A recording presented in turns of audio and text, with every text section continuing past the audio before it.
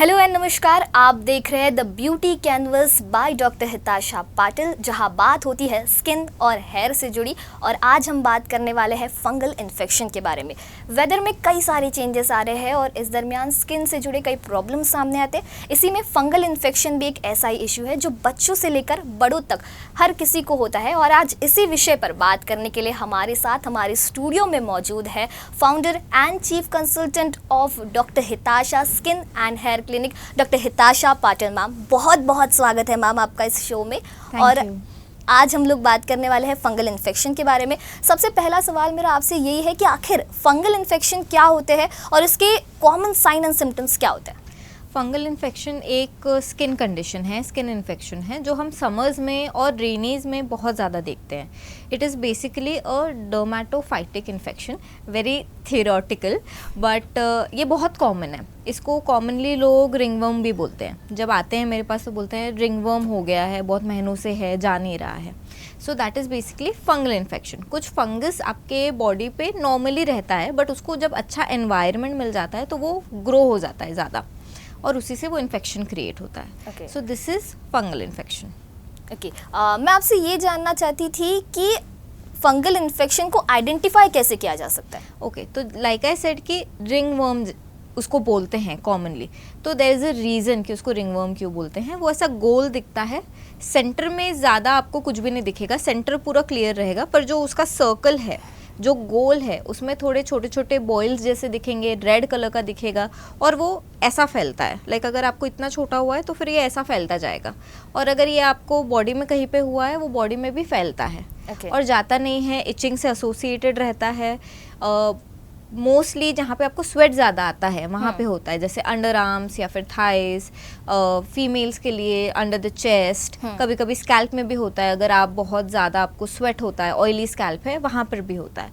So this is how you can identify कि आपको may be fungal infection हुआ है। ओके, ये तो हुई आइडेंटिफिकेशन की बात। मैं आपसे जानना चाहती थी कि अगर किसी को फंगल इन्फेक्शन होता है तो क्या उसमें कुछ टाइप्स वगैरह भी होते हैं फंगल इन्फेक्शन के? Yes, there are many types of fungal infections. ये अकॉर्डिंग टू, जैसे हम जब पढ़ते हैं तो it is categorised according to where you get the fungal infection. जैसे अगर आपके फेस पे है तो उसका नाम अलग है, अगर स्कैल्प पे है तो नाम अलग है। तो कॉमनली कहाँ कहाँ होता है? चेस्ट एरिया में होता है, आपके आर्म्स पे, थाइस पे होता है, ट्रंक पे होता है, मतलब कि चेस्ट के नीचे भी हो सकता है। Then scalp is also very common, under arms में हो सकता है, या फिर आपके जो प्राइवेट पार्ट्स हैं वहाँ पर भी हो सकता है। ओके, अगर किसी को फंगल इन्फेक्शन हो गया तो उसमें ऐसे कौन से लाइफस्टाइल चेंजेस है या फिर हाइजीन प्रैक्टिसेस है जो एक ज़रूरी होती है फॉलो करना? Okay, so fungal it is basically a fungus that is growing. तो अगर जैसे हम लोग कॉमनली जब समझाते हैं लोगों को क्लिनिक में एक नॉर्मल लैंग्वेज में, तो हम लोग ऐसे ही समझाते हैं कि अगर आपने कोकोनट है या खोबरा जिसको बोलते हैं, उसको अगर गीले एनवायरनमेंट में रख दिया तो उस पर कुछ ना कुछ उगने लग जाता है, ठीक है, मतलब वो ख़राब हो जाता है, मतलब फंगस और ज़्यादा ग्रो हो रहा है। Same goes on your body. अगर आपकी बॉडी गीली है, ओके, आपको ज़्यादा स्वेट आता है, आप नेचुरली ऑयल ज़्यादा प्रोड्यूस करते हो, या फिर आपका काम ऐसा है, आउटडोर वर्किंग आपकी ज़्यादा है, आप एसी में नहीं रहते हो, या फिर यू आर एन एथलीट जिसमें आप बहुत ज़्यादा स्वेट कर रहे हो, तो ये सारी चीज़ों की वजह से आपका जो फंगल इन्फेक्शन है, एक तो वो कंट्रोल जल्दी नहीं होता है और वो बढ़ता भी ज़्यादा है। तो इसी से रिलेटेड सारे लाइफस्टाइल चेंजेस रहते हैं। तो बेसिकली एक चीज़ आपको क्या करनी है कि ड्राई रखनी है अपनी बॉडी पूरी।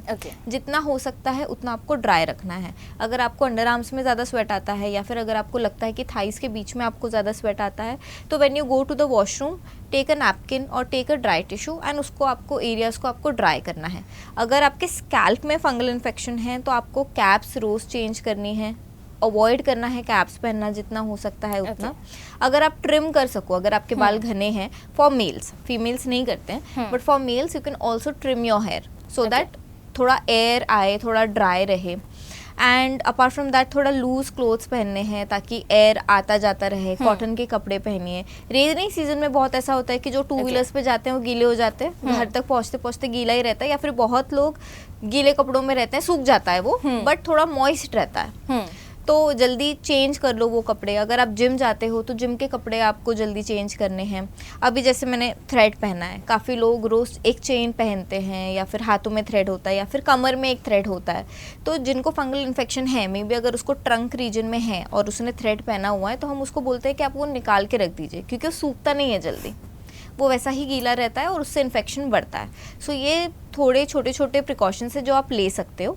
और फंगल इन्फेक्शन एक ऐसी चीज़ है कि आज अगर ठीक हो गया है, आपने दवाइयाँ कर ली हैं, 3-4 महीने की दवाइयाँ हो गई है, यू आर ओके, बट फिर से गर्मी आएगी, फिर से रेनी सीजन आएगा और फिर से आपकी बॉडी की टेंडेंसी है ऐसे रिएक्ट करना, तो वो फिर से होगा। Okay, so you have to take precautions. Okay, इसी से जुड़ा एक सवाल था कि क्या ऐसी कोई एक्टिविटीज़ है जो एकदम प्रोहिबिट कर दे देनी चाहिए इस टाइम पर?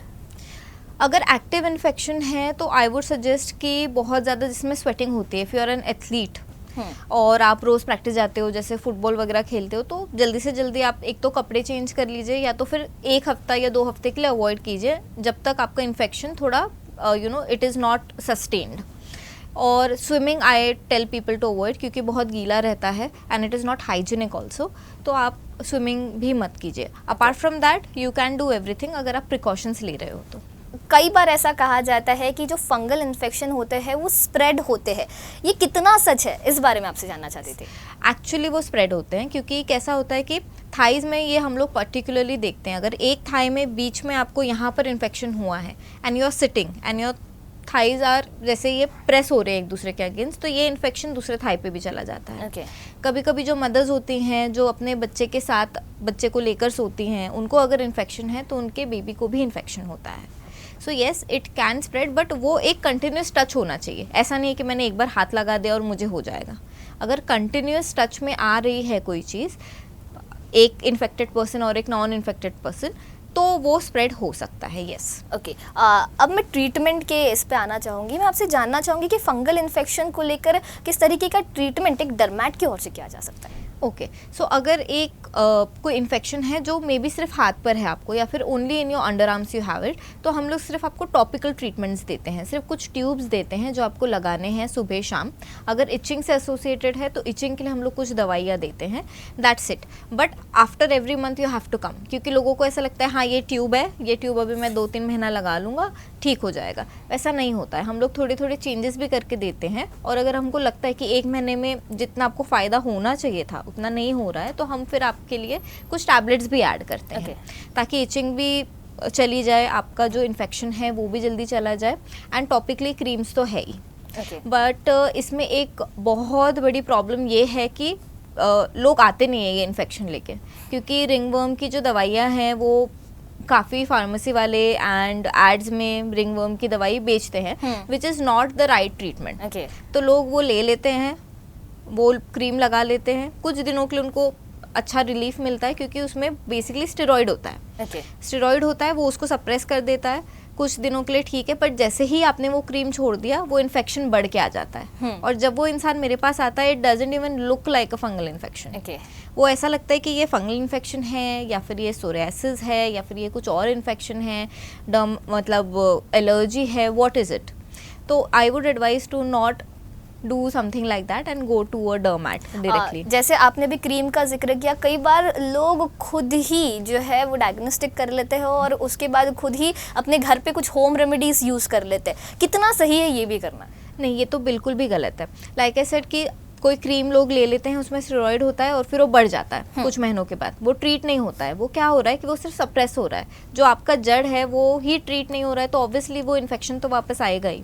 घर पे लोगों का मैंने पर्सनली ये एक्सपीरियंस किया है, जब क्लिनिक में आते हैं तो बोलते हैं मैं खोबरे का तेल लगा रही हूँ या फिर मैं कोई और ऑयल कर रही हूँ ताकि ये ठीक हो जाए, क्योंकि उससे क्या होता है कि इचिंग थोड़ी सी कम हो जाती है। इट इज़ एन इमोलिएंट, तो जब वो थोड़ा हाइड्रेटेड रहता है तो इचिंग आपको कम होती है, तो आपको लगता है वो ठीक हो रहा है, बट एक्चुअली वो ट्रीट नहीं हो रहा है। उसको जो एनवायरनमेंट अभी मिला है with oil and with that humid atmosphere, it grows more. So सबसे पहले आपको ऑयल नहीं लगाना है, कोई भी क्रीम अपने आप खरीद के नहीं लगानी है, सेल्फ डायग्नोज नहीं करना है। हाँ, वो दिखता है, अगर आप उसका फ़ोटो खींच के भी अगर आप उसको गूगल करोगे कि ये क्या है, तो आपको बता देगा कि फंगल इन्फेक्शन है या फिर नॉर्मली जिसको रिंगवर्म बोलते हैं वो है, but don't treat it yourself, go to a dermat, get a definitive diagnosis and उसके बाद स्टार्ट द ट्रीटमेंट। ओके, अगर किसी को फंगल इन्फेक्शन हुआ हो और अगर वो ट्रीटमेंट कर रहा है तो मैक्सिमम कितना टाइम पीरियड लगता है फिर भी ठीक होने में उसके? 4 से 6 या 8 हफ्ता तो हम दवाई देते ही हैं। उसके बाद हम लोग उसको टेपर भी करते हैं। मतलब अगर आपने सपोज़ 8 वीक्स का पूरी दवाई ले ली है, अभी आपको एक्टिव इन्फेक्शन नहीं है, इचिंग नहीं है, कुछ भी नहीं है, and you come to me कि doctor I am now okay, but उसका दाग रह जाता है कभी कभी, तो हम फिर उसको ट्रीट करते हैं। तो मैं मेरे पेशेंट्स को एटलीस्ट 3 से 4 महीना बताती हूँ, क्योंकि it is better to take a longer treatment than a quick short treatment. And उसमें फिर उनका जो लाइफस्टाइल चेंज है वो भी धीरे धीरे थोड़ा सा आ जाता है। 1 महीने में अगर आप बोलोगे जो भी चीज़ें मैंने बताई है वो आपको करनी है, तो people don't stick to that. But अगर 3-4 महीना आप कंटिन्यूसली 1-1 महीने में मेरे पास आ रहे हो और मैं आपको बार बार बोल रही हूँ कि आपको ये करना है, आपको ये करना है, so you start doing that. So मेरे हिसाब से 3 से 4 महीना तो लगता ही है। उसके बाद उसका थोड़ा दाग रह जाता है, जिसके लिए मैं ज़्यादा उसमें फोकस नहीं करती हूँ, क्योंकि वो अपने आप after a certain period of time अपने आप वो लाइट हो जाता है। बट पीपल हु, जैसे अगर अंडर आर्म्स में है उसका दाग रह गया है, specially for females who wear like sleeveless clothes, उनको अगर लगता है कि नहीं मुझे अच्छा नहीं लग रहा है ट्रीटेड, तो फिर we give something else, but that is after the पूरा इन्फेक्शन इज गॉन। ओके, आपसे जानना चाहूँगी कि क्या फंगल इन्फेक्शन जो है, जैसे आपने जिक्र किया कि कई लोग फंगल इन्फेक्शंस के लिए क्रीम वगैरह ले लेते हैं, तो कितना ज़रूरी है एक डर्मैट के पास जाना? ओके, सो जैसे मैंने बताया कि क्रीम एप्लीकेशन से एक तो वो सिर्फ सप्रेस हो जाता है, और फिर जब आप क्रीम छोड़ देते हो तो वो बढ़ जाता है। First is that problem. Second is कि ये जो हमारे घरेलू नुस्खे हैं ऑयल वाले, वो भी उसको सिर्फ बढ़ा रहे हैं, उसको कम नहीं कर रहे हैं। And the third reason is कि कुछ फंगल इन्फेक्शन ऐसे होते हैं जो फंगल इन्फेक्शन जैसे दिखते ही नहीं है वो हम पढ़ते हैं तो हमको पता है कि वो इन्फेक्शन में एक तो आपको इचिंग भी नहीं होती है, कलर रेड नहीं होता है, कभी ब्राउन होता है, कभी वाइट होता है। तो अगर वाइट पैचेस भी है जिसमें आपको इचिंग नहीं हो रही है, किसी किसी को लगता है कि ये वाइट पैचेस की बीमारी तो नहीं है, बट एक्चुअली वो फंगल इन्फेक्शन होता है। तो वो डायग्नोस करने के लिए एक डर्मैट के पास जाना बहुत ज़रूरी होता है, क्योंकि अगर आपके पास सही डायग्नोसिस नहीं है, मतलब आपके पास सही ट्रीटमेंट भी नहीं है, and you are going to fight that battle for a very long time. So why waste time and money, go to a dermat. Yes ma'am, और मैं आपसे ये भी जानना चाहती थी कि क्या फंगल इन्फेक्शन एज स्पेसिफिक होते हैं? नहीं, बिल्कुल भी नहीं। एक न्यूबॉर्न बेबी से लेके ओल्ड एज तक किसी को भी फंगल इन्फेक्शन हो सकता है। बहुत सारे ऐसे न्यूबॉर्न बेबीज़ या बच्चे होते हैं जो अगर मदर को हो तो उनको होता है, या फिर डायपर्स की वजह से होता है, या फिर हम लोग क्लॉथ यूज़ करते हैं जो गीला रह जाता है काफ़ी टाइम के लिए, उसके वजह से बच्चों में होता है। बहुत टाइम ओल्ड एज में बढ़ जाता है कभी कभी, अगर किसी की टेंडेंसी थी कि उनको फंगल इन्फेक्शंस हो, and in old age even if they are taking precautions we see कि उनको हो रहा है फिर भी। सो ये it doesn't have any category, छोटे से लेके बड़े तक फंगल इन्फेक्शन किसी को भी हो सकता है। ओके, और क्या ऐसा कुछ है कि बॉडी के कुछ स्पेसिफिक पार्ट्स में होता है, लाइक ऐसे कोई कॉमन पार्ट्स है? यस, बहुत कॉमन पार्ट्स ऐसे हैं जहाँ पे मॉइस्चर ट्रैप हो रहा है और जहाँ पे फ्रिक्शन है। तो under arms, inner thighs, buttocks, private parts and even on your scalp, ये जगह पे हम लोग बहुत ज़्यादा देखते हैं। And for females even under the chest. तो मैम आज तो हमने फंगल इन्फेक्शन, उसके treatment, common sign and symptoms के बारे में बात की, लेकिन नेक्स्ट वीक क्या कुछ खास रहने वाला है? सो नेक्स्ट वीक हम रोजेशिया के बारे में बात करने वाले हैं, जो बहुत ही अंडर डायग्नोस्ड स्किन कंडीशन है। बहुत सारे लोगों को होती है बट उनको पता नहीं है कि उनके साथ ये कुछ हो रहा है। So we are going to talk about that. Okay, तो अगले हफ्ते हम लोग बात करने वाले हैं रोजेशिया के बारे में। अगर आपको भी इसको लेकर कुछ सवाल है तो हमें बताइए, जो नीचे दिए गए व्हाट्सअप नंबर पर उसको आप हमें बता सकते हैं। और ऐसे ही तमाम अपडेट से जुड़े रहने के लिए बने रहे UCN के साथ।